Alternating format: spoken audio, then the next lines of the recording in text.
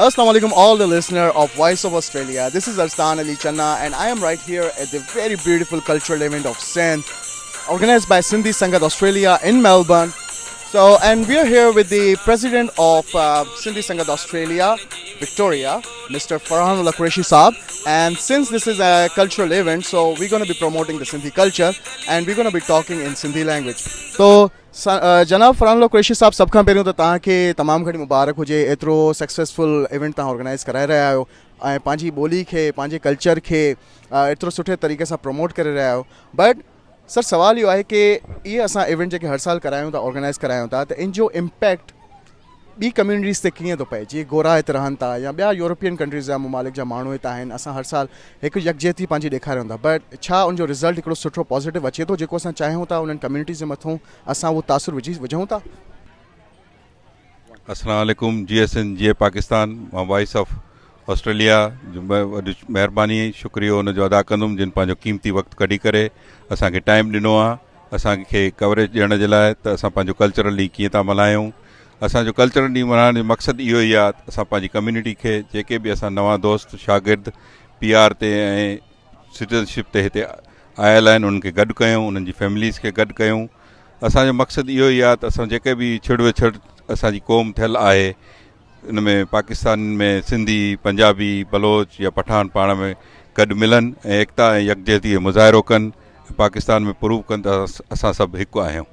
Sir तमामु ज़बरदस्त ॻाल्हि कई साईं जन। असांजो मक़सदु इहो आहे न ई सिर्फ़ु सिंधी कम्यूनिटी खे पाण में यकजहती हुजे बल्कि जेके ॿिया कल्चर आहिनि पाकिस्तान जा या ग्लोबल लेवल ते असां उनखे पाण में यकजहती जो मुज़ाहिरो कयूं। फरहानुल्लाह कुरैशी साहब इन खां अलावा अगरि तव्हां कोई मैसेज ॾियणु चाहियो था पंहिंजे लिसनर खे जेके असांखे वॉइस ऑफ ऑस्ट्रेलिया ते हिन टाइम ॿुधी रहिया आहिनि को सिंपल शॉर्ट मैसेज काई अहिड़ी ॻाल्हि? मक़सदु इहो ई आहे असांजो गॾु थियण जो या मां त इन शइ खे वधि में वधि प्रमोट कंदुसि त घर में घटि जेके बि आहिनि सिंधी उहो पंहिंजे ॿारनि सां सिंधी ॻाल्हायो, पंजाबी आहिनि त पंहिंजे घर में पंजाबी ॻाल्हायो, पख़्तून आहिनि त पंहिंजे ॿारनि सां पख़्तून ॻाल्हायो, बलोच आहिनि त पंहिंजे ॿारनि सां बलोची ॻाल्हायो। बाक़ी हिन मुल्क में रहण जो मक़सदु इहो ई आहे त अंग्रेज़ी ॿार सिखी वेंदा, पढ़ी वेंदा, लिखी वेंदा, पंहिंजी ॿोलीअ खे न विञायो, पंहिंजे कल्चर खे न विञायो, पंहिंजी तहज़ीब खे न विञायो। उहो क़ाइमु ऐं दाइमु रहणु घुरिजे। महिरबानी। थैंक यू सो मच जनाब, ॾाढी इंपॉर्टेंट ॻाल्हि कई फरहानुल्लाह कुरैशी साहब खे पंहिंजे कल्चर खे न विसारिजे, हमेशह पंहिंजे ॿारनि खे जिते बि रहो पंहिंजी ॿोली ऐं पंहिंजो कल्चर हमेशह यादि रखे। Thank you so much. हिते असां सां गॾु सभई पूरी कम्यूनिटी जा हिते दोस्त मनाए रहिया आहिनि चाहे मर्द हुजनि औरत। ईअं असां सां सिंध जी न्याणी असांजी अदी हिते मौजूदु आहिनि। अदी तव्हांजो नालो? सायरा हसीब। जी सायरा हसीब साहिबा खां मां इहो पुछणु चाहींदुमि जीअं त तव्हां हिते हीअ सिंधी कल्चर डे मनाए रहिया आहियो केतिरनि सालनि खां वठी तव्हां इहो मनायो था हिते ऑस्ट्रेलिया जे अंदरि? असांखे हिते 3 साल थियण वारा आहिनि त असां जीअं ई आया हुआसीं त असां फस्ट मतिलबु जेको आहे फंक्शन नवंबर में अटेंड कयोसीं। ॾाढो ज़बरदस्त, मतिलबु इंजॉय करे रहिया आहिनि नवंबर खां वठी काफ़ी टाइम खां वठी 2 इयर्स खां। ऐं अच्छा इन खां अलावा मां इहो ॾिसां थो की ख़ासि करे लेडीज़ त तमामु प्यारा आहे रंग रंगीला सिंधी कल्चर वारा जेके कपिड़ा हिते पाए वेठा आहिनि। पोइ इहे भला तव्हां हितां परचेस कंदा आहियो या पाण सिलाई कंदा आहियो या वरी पाकिस्तान मां घुराईंदा आहियो की कीअं इहे अरेंज कीअं थींदा आहिनि? इहे असां जॾहिं पाकिस्तान ते मतिलबु जेके बि आहिनि लेडीज़ उन्हनि खां मूं पुछो आहे त उहे पाकिस्तान वेंदा आहिनि ऐं जेको आहे न पंहिंजे लाइ स्पेशली इन डे लाइ ठाराईंदियूं आहिनि कपिड़ा। अच्छा त मतिलबु इन जो इहो आहे की उहो 1 साल 1.5 साल जॾहिं पहिरियों वञनि थियूं तॾहिं खां ई तयारी हुनजी हलंदी आहे, मतिलबु माइंड में अजरक डे कल्चरल डे हूंदो आहे हुनजो। तमामु ज़बरदस्त। जी नाज़रीन ॾिसी रहिया आहियो की मर्दनि जी तयारी त हफ़्ते जे अंदरि थी सघे थी बट इहे जेके असांजी भेणियूं आहिनि अदियूं आहिनि इन्हनि जी सालनि खां वठी तयारी हलंदी आहे हिन डे जे लाइ। त आई होप की सभु इंजॉय करे रहिया आहियो। थैंक यू अदी। नाज़रीन असां घुमी रहिया आहियूं हिन प्यारी इवेंट में गॾु ऐं ॾिसी रहिया आहियूं की सभु कीअं इंजॉय करनि था हिन इवेंट खे। असां सां गॾु कुझु दोस्त आहिनि हिते मौजूदु, हाणे हुननि खां पुछूं था की हुननि जे लाइ हीअ इवेंट कीअं पियो गुज़रे। अस्सलाम वालेकुम सर, तव्हां नालो? मौज़म चन्ना साईं।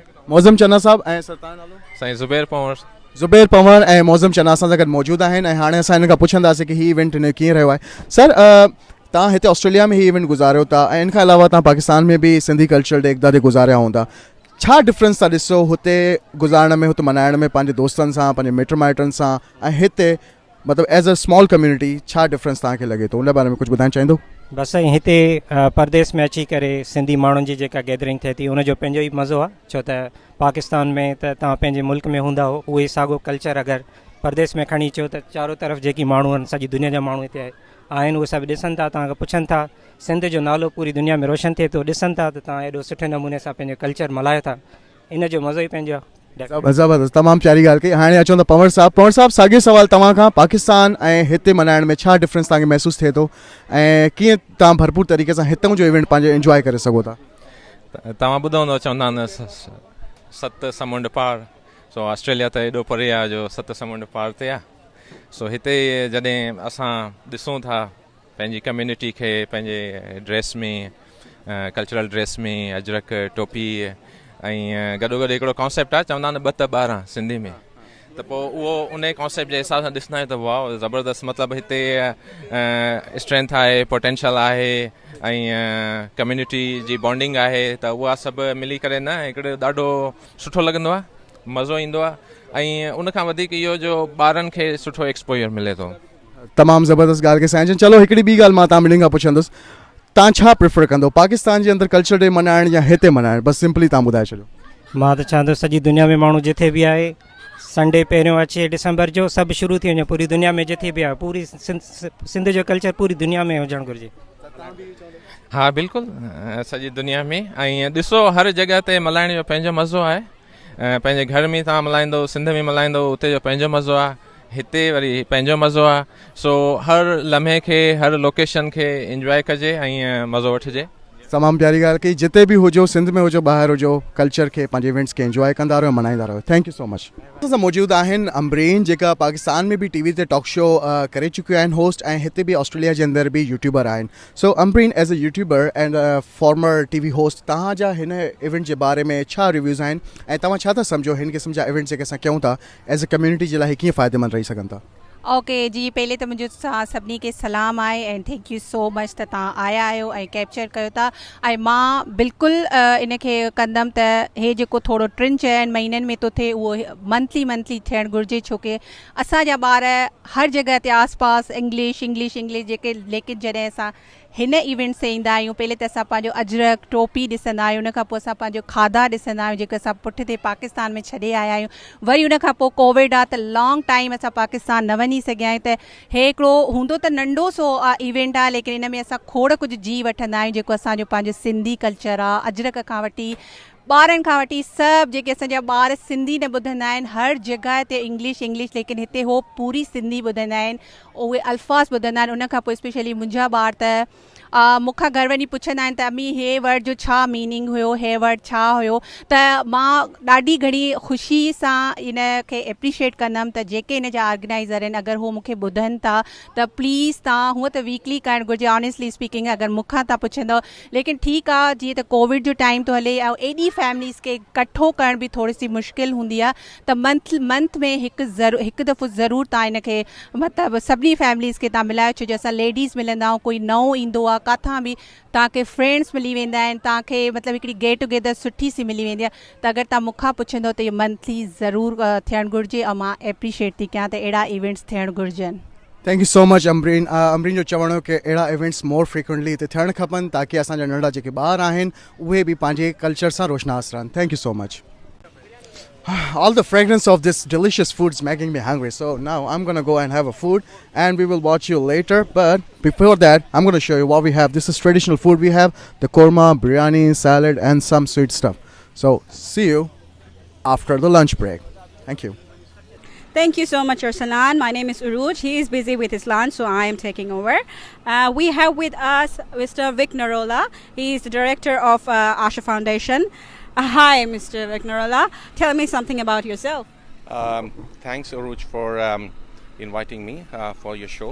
I am the founder president for Asha Global Foundation, and today I'm here to support Sindhis Association. As you know that I support all culture, and today I'm here to support Sindhis one, and I'm glad to be here. I'm really enjoying. Oh, that's great. That's great. Tell me something about Asha Foundation. So Asha Global Foundation is a non-profitable organization. We started about 2 years back, and what we're doing is we're providing free digital literacy to seniors, and we have multiple programs. One of them is obviously giving the free digital literacy to seniors. The second one is more about about employment. So we have another program which is called Train the Trainer, where we actually train the people to go and actually train other people. और उससे लोगों को employment भी मिलती है और वो घर बैठ के they add something to the value. And the third one, which we're starting this program this year, is to give free digital equipments, which includes iPad, iMacs, to actually our seniors just for rent so that they can use it. So that's our main thing, is to give back to the community. And I think this is the right time to be doing that, because especially with this COVID thing, we want more and more people to come online and stay connected. Oh, that's a very great job you are doing. And tell me, where are you from? What is your background? Well, originally I'm born, brought up in India, but my ties, my roots go way back to Pakistan. My father was actually born in Dera Ismail Khan, so I have some feelings for. Yeah. That's great. That's all from my side. Thank you so much. Thank you, Rush, for covering me while I was having a delicious lunch over there. Anyways, अब हमारे साथ मौजूद है हमारी Pakistani community के दो अहम pillar, जो कि हर कम्युनिटी के प्रोग्राम में हमेशा पेश होते हैं और बहुत ही खिदमात इन्होंने सरअंजाम दिए हैं हमारी पाकिस्तानी कम्युनिटी के लिए यहाँ पर। तो हमारे साथ मौजूद है जनाब साजिद तुरी साहब एंड मिस नाज मेमन। तो अब हम पूछेंगे इनसे कुछ सवाल। तो let's go with the lady first. And Naz Memon साहिबा, आप मुझे ये बताइएगा, as a host, as community में आपने इतनी सारी जो अपनी खिदमात सर अंजाम दिए हैं, आपने बहुत सारे इवेंट इस तरह होस्ट किए हैं, तो आपका सबसे पहले इस कम्युनिटी एसएसए में क्या रोल है? एंड आप इस तरह के इवेंट जब ऑर्गेनाइज करते हैं तो किस तरह के कुछ issues age being in a management team कुछ पेश आते हैं और उसका क्या इफ़ेक्ट पड़ता है, किस तरह आप टैकल करते हैं, एंड आपके क्या रिव्यूज़ हैं इसके बारे में? थैंक यू जी। अस्सलाम वालेकुम। मैं जो हूँ सिंधी संगत में वाइस प्रेसिडेंट हूँ। मैं वुमेंस अफेयर्स को के साथ वर्कआउट करती हूँ। हम लोग बेसिकली क्या करते हैं कि एक गैदरिंग्स अरेंज करते हैं ताकि हमारी जो सिंधी कम्युनिटी है, जो माइनॉरिटी में है, पाकिस्तान तो वैसे भी माइनॉरिटीज़ में है ऑस्ट्रेलिया में, बट चूँकि हम लोग माइनॉरिटी टू माइनॉरिटी में है, तो हम लोग चाहते हैं कि हम अपने सारे सिंधी कम्युनिटी को, चाहे वो इंडिया से हो चाहे वो पाकिस्तान से हो, उन सबको एक प्लेटफॉर्म दें ताकि वो एक दूसरे से मिलें, थोड़ा सा एंजॉय करें और अपने कल्चरल ड्रेसेस हम लोग पहन के आते हैं। बाकी इश्यूज़ तो हमें कुछ नहीं होते, बस ये होता है sometimes like we don't have a government funding और government funds available so we can organise a big hall. So हम लोग सिर्फ अपनी कंट्रीब्यूशन से, हमारे पास वाइस प्रेसिडेंट है, प्रेसिडेंट है, सेक्रेटरी है, फाइनेंस मिनिस्टर है, not finance minister, finance secretary है हमारे पास। हम लोग आपस में कंट्रीब्यूशन करते हैं और हम सारी फैमिलीज़ को जो भी अराउंड मेलबर्न और विक्टोरिया में अवेलेबल है उनको हम इनवाइट करते हैं ताकि वो आएँ यहाँ पे और हमारे साथ एंजॉय करें। बहुत ज़बरदस्त बात की है आपने कि हमारा कोई गवर्नमेंट फंडिंग नहीं, लेकिन हमारी कम्युनिटी यहाँ पे इतनी स्ट्रॉन्ग है कि वो खुद ही अपने साथ फाइनेंसेस, तमाम जो एक्सपेंसेस होते हैं उसको साथ में बेयर करते हैं। इसके अलावा आप कोई मैसेज देना चाहेंगे अपने लिसनर्स के लिए? मैं बस यही कहना चाहूँगी कि जितनी भी हमारी सिंधी कम्युनिटीज़ है, सिंधी लोग हैं यहाँ पे, अभी भी हमारे पास बहुत है यहाँ पे जो अभी तक हमारे साथ इन्वॉल्व नहीं हुए, तो वो आएँ, हमसे मिलें, हम उनको प्लेटफॉर्म दे रहे हैं, वो आके हमारे साथ एंजॉय करें, अपने एकता डेज़ को एंजॉय करें, जो भी फेस्टिवल्स हैं, जैसे हम लोग दिवाली सेलिब्रेट करते हैं इसी तरह हम एकता डे भी एक साथ सेलिब्रेट करें। थैंक यू सो मच नाज। अब हम चलेंगे साजिद तुरी साहब की तरफ, और बहुत ही हमारे प्यारे दोस्त और मेलबर्न में कम्युनिटी में सबसे आगे बड़े ही शानदार से होस्ट हैं ये। तो साजिद तुरी साहब, आप भी बहुत सारे मुख्तलिफ़ किस्म की कम्युनिटी इवेंट्स यहाँ पे ऑस्ट्रेलिया में शिरकत करते हैं, आप भी बहुत अहम पार्ट रहे हैं। तो आप ये कल्चरल इवेंट आप पाकिस्तान में भी मना चुके हैं काफ़ी सारे, तो आप पाकिस्तान में जो आपने मनाए हैं और यहाँ पे आप क्या डिफरेंस देखते हैं और आप क्या इसके लिए फ़ीडबैक देते हैं, आपके क्या रिव्यूज़ हैं ओवरऑल इसके लिए? Thank you very much Arsalan. सबसे पहले तो वॉइस ऑफ ऑस्ट्रेलिया की तमाम फॉलोअर फ्रेंड्स को मेरी तरफ से बहुत बहुत सलाम, और आपको ये सिंध सकाफत डे भी बहुत बहुत मुबारक हो।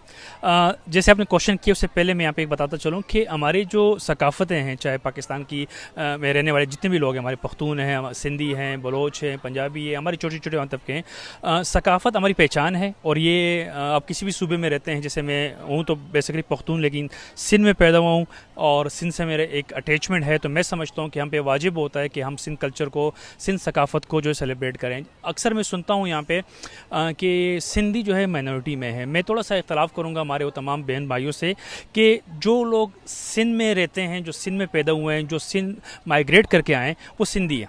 वो सिंधी हैं, वो अगर ऑस्ट्रेलिया में रहते हैं और वो अगर सिंध से, कराची, हैदराबाद से हैं, तो उनको अपने आप को एज अ सिंधी जो है, जैसे मैं अपने आप को सिंधी पठान कहता हूँ कि मैं पठान भी हूँ लेकिन सिंध भी हूँ, तो मेरे ख्याल से कि इसके लिहाज से अगर देखा जाए तो सबसे ज़्यादा आबादी फिर हमारी बनती है। और रही बात माइनॉरिटी की, तो मेरे ख्याल से कभी कभी एक ही काफ़ी होता है अपनी कल्चर को और अपनी कौम को ऊपर ले जाने के लिए, और कभी कभी ये होता है कि हज़ारों या लाखों भी होते हैं लेकिन उनकी कल्चर नहीं होता। मैं आपको एक मिसाल देता हूँ, मुग़ल ने गवर्नमेंट की है पूरे एशिया पे, लेकिन आज मुग़ल की कोई नामो निशान नहीं है। लेकिन अगर हम सिंध की देख लें तो सिंध जो है हज़ारों साल पुरानी है, मुग़ल के टाइम पे भी सिंध जो है, सिंध धरती जो है वो थी। तो इसका मतलब ये हुआ कि जो उस वक्त जो सिंधियों की आबादी थी वो इतनी ज़्यादा नहीं थी, लेकिन वो जो आबादी थी उन्होंने अपने कल्चर को, अपने जो हमारी सकाफती दिन है उनको उजागर किया और हमारे तक वो पहुँचा। अगर हम लोग अजरक की देखते हैं, आज जितने भी यहाँ पे ऑस्ट्रेलियन हैं या जितने हमारे सिंधी जो इंडियन दोस्त हैं या बाकी हो, वो पाकिस्तान के बारे में हम क्वेश्चन करते हैं, क्रिकेट ड्रामेज़, इमरान खान, या तो फिर सिंधी अजरक, सिंधी टॉपिक को लाजमी वो जो है जानते हैं। इसकी वजह क्या है, जो यहाँ पे हमसे पहले जो सिंधी आए थे वो अगर किसी को इनवाइट करते थे घर में या ईदों में या ख़ास प्रोग्रामों में, तो वो सिंधी अजरक जो है उनको देते थे एज ए गिफ्ट पे। और अभी 2 साल पहले जब ऑस्ट्रेलियन जो हाई कमिश्नर जब पाकिस्तान की जब ड्यूटी लगी, तो उससे पहले एक इवनिंग हुई पाकिस्तानियों के साथ, तो उसको भी एक अजरक बनाया गया।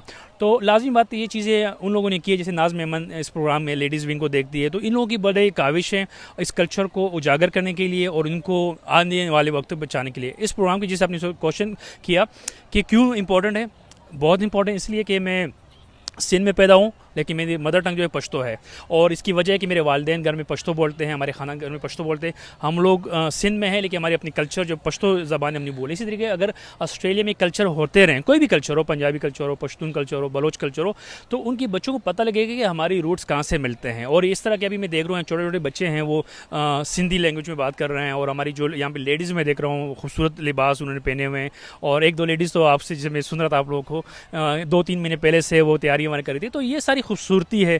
तो मैं यही कहूँगा कि आप पूरी दुनिया में कहीं पे भी अगर आपका ताल्लुक सिंध से हैं और आप सिंध में रहते हैं तो आप सबको मेरी तरफ से सिंध सकाफती दिन मुबारक हो। और once again thank you very much Arsalan, आप लोगों का और आपकी पूरी टीम का यहाँ पे आना और ये पूरी कवरेज को जो है कवर करना और तमाम दोस्तों को बताना कि पाकिस्तान से दूर, पाकिस्तान से बाहर जो सिंधी जो लोग हैं वो किस तरह दिन को सेलिब्रेट करते हैं। Thank you so much Sajid Turi साहब एंड नाज मेमन, आपने इतने अच्छे तरीके से इस सारे इवेंट को सम अप किया और रिमार्क्स दिए। We all really appreciate that and that's all from us for today. And I hope कि आपको हमने अपनी तरफ से पूरी कोशिश की कि कवरेज और ये सारे इवेंट दिखाई जाए। And we gonna be back with the next event with a bang, so just wait for us. Thank you and keep watching voice of Australians. Thank U.